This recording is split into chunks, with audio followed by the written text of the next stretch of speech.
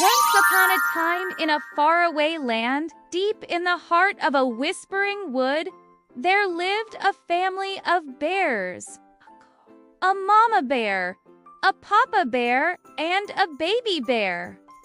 They lived in a cozy cottage covered with ivy.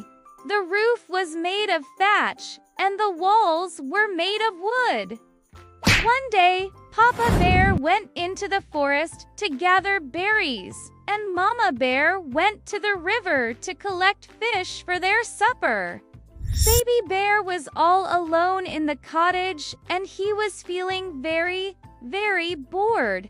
He wanted some fun. Suddenly, an idea came to his mind. He would take his chair and go outside and push it down the hill. It would be fun to watch it roll down the grassy slope.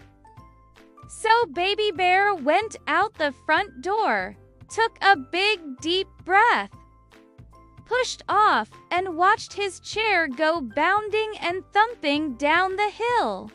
Now, just at that moment, a girl with hair as yellow as gold came skipping through the forest, singing a little song as she skipped along. When she saw the moving chair, she stopped and stared.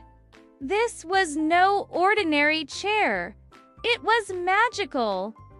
And this was no ordinary girl. Her name was Goldilocks, and she had a great big appetite for adventure.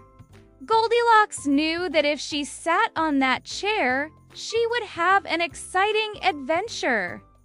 So she sat down and pushed it with her feet. As the chair moved, it went faster and faster.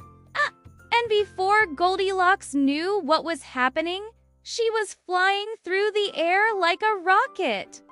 She flew over a big, wide river and landed with a gentle bump on the other side. Goldilocks jumped off the chair, brushed herself off, and started to explore. She wandered through the trees until she came to a little house made of sugar cubes. She walked up to the door, knocked, and called out, "Is anybody home?" No one answered. So Goldilocks pushed open the door and walked inside. There was a table set for tea, so she poured herself a cup and sipped it. It was cold, so she put it on the windowsill to warm up. Then she looked around the room. There was a chair with a cushion as soft as a cloud, so she sat down. The chair was a little too soft, so she stood up again and went to the next room. In the next room, Goldilocks found a staircase made of gingerbread. It smelled delicious, so she climbed up the stairs to see what was at the top. At the top of the stairs, she found a door with a little window in it. She peeked through the window and saw a bed covered with a beautiful quilt. Goldilocks wanted to take a nap, so she opened the door and climbed into bed. But the bed was a little too hard, so she got back out again and went downstairs. This time, she found a rocking chair in the corner of the room. It looked comfortable, so she sat down. The rocking chair was a little too hard, so she got up again and went outside. As she walked through the garden, she saw a little house at the end of the path. She walked up to it and knocked on the door.